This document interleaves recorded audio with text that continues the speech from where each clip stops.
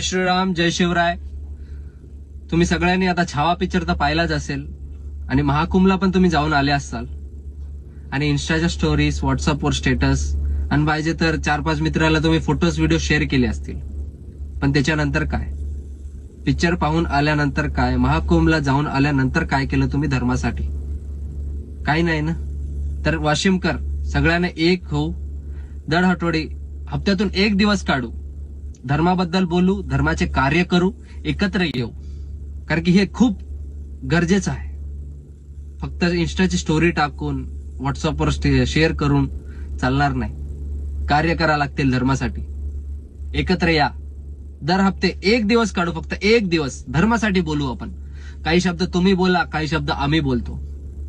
जसे आपले बजरंग दलचे पोरं दिवस रात्र हायवेवर उभे राहतात. कशाला? गायाला वाचवायसाठी.